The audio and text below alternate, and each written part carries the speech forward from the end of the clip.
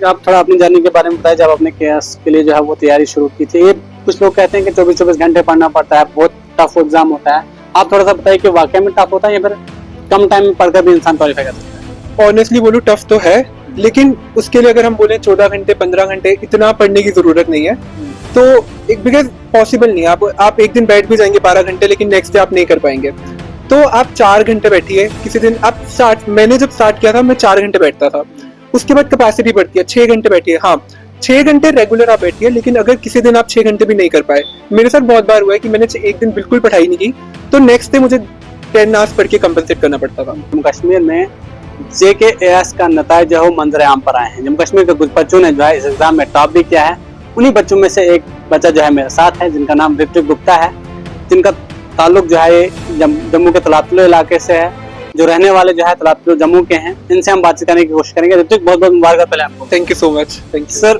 पहले बताइए मुझे थोड़ा अपनी लाइफ के बारे में कि आपकी पहले स्कूलिंग कहाँ से हुई, ग्रेजुएशन कहाँ से की आपने, उसके बाद आपने कैसे सोचा कि मैं KS करूँ? जी, so I completed my schooling from KC Public School, Jammu, and post that I was fortunate enough to get admission into Shri Ram College of Commerce, Delhi University, and I did economics honors, and I completed my graduation in 2022, and post that I started preparing for it. तो 1 साल prepare किया और फिर 2023 में exam लिखा and I could make it. Graduation के बाद ही आपने सोचा था कि मुझे KS करना? उस टाइम पे इतनी जल्दी नहीं सोचा था प्लेसमेंट्स ले लूंगा, लेकिन उसके बाद घर वालों ने बोला कि अभी you are young and there is a tendency कि young blood could make up to the list early, तो देयर इज अ एक परसेप्शन बना हुआ है, तो उन्होंने कहा एक बार ट्राई दे दो, तो इसलिए मैंने जल्दी ट्राई दिया एंड ग्रेजुएशन के बाद वैसे आपकी क्या सोच थी क्या बनने के लिए? अगर आप KS नहीं करते और क्या करते?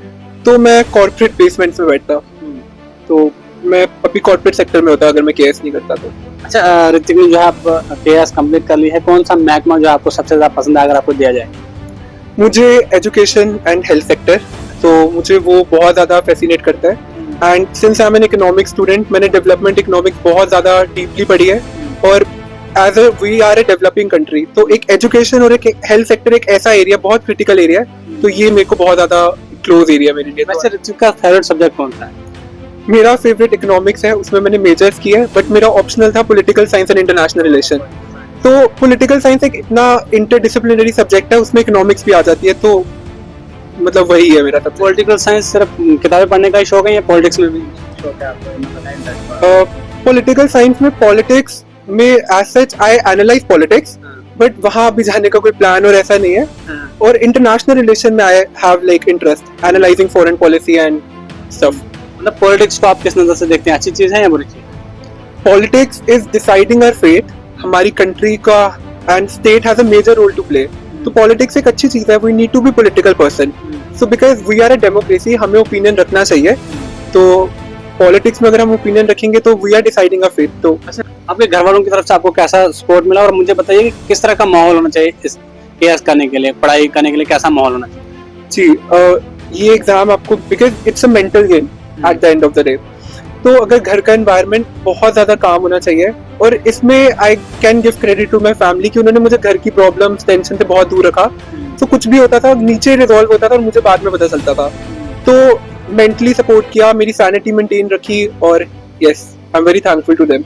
अच्छा ऋतिक का जब रिजल्ट आया मंजर आम पर, तब ऋतिक ने सोचा था कि मैं जो है टॉप 10 में जगह आएगा? जी बिल्कुल नहीं, उस टाइम पे होता है कि लिस्ट में नाम आ जाए, बिकॉज उस टाइम बहुत ज्यादा आपको बहुत नेगेटिव थॉट्स आने लग जाते हैं, तो रैंक 10 तो मैंने नहीं सोचा था कि इतना अच्छा रैंक मिल जाएगा। जब रिजल्ट आया क्या फीलिंग थी? सबसे पहले आई वॉज वेरी ग्रेटफुल कि इस साइकिल से बाहर आ गया, क्योंकि मुझे बहुत डर था कि आगे प्रीलिम्स है, बिकॉज जब मैं एक तरफ PDF देख रहा था, एक तरफ मेरी प्रीलिम्स की बुक्स खुली थी, क्योंकि 17 नवंबर को प्रीलिम्स है।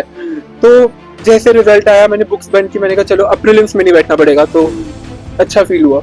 अच्छा ऋतिक को लगता है कि अब मेरी जिम्मेदारी जो है खत्म हो गई है और जो आगे आने वाला? नहीं, अभी तो शुरू हुई है, अभी तो आई थिंक अब बहुत ज्यादा होगा, क्योंकि जो अभी मैंने सीखा है उसको प्रैक्टिकली इम्प्लीमेंट करने का टाइम आ गया है, तो now it's the start of the game. कोई ऐसा शख्स जिसे देखकर जो है ऋतिक थोड़ा मोटिवेशन हुआ हो, या उसको लगता हो कि नहीं इस शख्स ने किया मैं भी कर सकता हूँ? जी, बहुत से हमारे ब्यूरोक्रेट्स हैं, नंदन नीलकेनी एंड RBI गवर्नर, जिनको मैंने बहुत क्लोजली फॉलो किया हुआ, उनकी पॉलिसीज देखी है मैंने, और एजुकेशन सेक्टर में, हेल्थ सेक्टर में, तो वही चीज मेरे को बहुत ज्यादा होता है कि you need to implement it in the state as well. क्या केएस बच्चा जो है एक मिडिल क्लास फैमिली का बच्चा भी कर सकता है या फिर उसके लिए थोड़ा रिच बंदा होना चाहिए, मतलब उसको फाइनेंशियल सपोर्ट अच्छा मिलना चाहिए?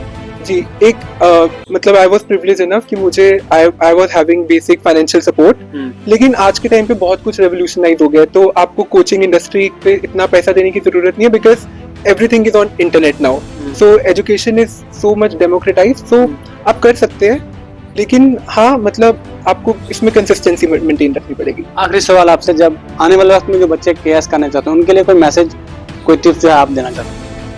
टिप तो ये रहेगी कि आप एकदम कंसिस्टेंट रहिए, माइक्रो टारगेट्स बनाइए और उसको कंप्लीट करिए। और हाँ, इसमें लक का एक बहुत बड़ा रोल है, मैं उसको डिनाई नहीं करूंगा। और अगर आपके 2 या 3 अटेम्प्ट हो जाते हैं तो आप साइकिल पर रहें, लेकिन एक प्लान भी जरूर देखिए, क्योंकि ये प्रैक्टिकल थिंग है कि अगर आपका एक प्लान भी होगा तो आप बहुत अच्छे से इस एग्जाम को टाइम दे पाएंगे। Otherwise it's would be very difficult, ना आप यहाँ पे कर पाएंगे ना आप वहाँ ध्यान दे पाएंगे। तो डेली माइक्रो टारगेट्स बना के पढ़िए, और हाँ अगर 2-3 अटेम्प्ट्स हो गए, you have your basic material ready, then see for the plan B as well. चलिए, बहुत बहुत शुक्रिया ऋत्विक गुप्ता जी हमारे साथ बातचीत करने के लिए मौजूद थे। इन्होंने जो है JKAS का एग्जाम जो है वो क्वालिफाई किया है और उनका रैंक जो है वो 10वां है। इन्होंने कुछ टिप्स भी दी है, अगर आप लोग भी सीखना चाहते हो तो इस वीडियो में आप जो है सुन सकते हैं कि ऋत्विक ने क्या कहा है, किस तरह से पढ़ाई करनी है, कैसा माहौल होना चाहिए।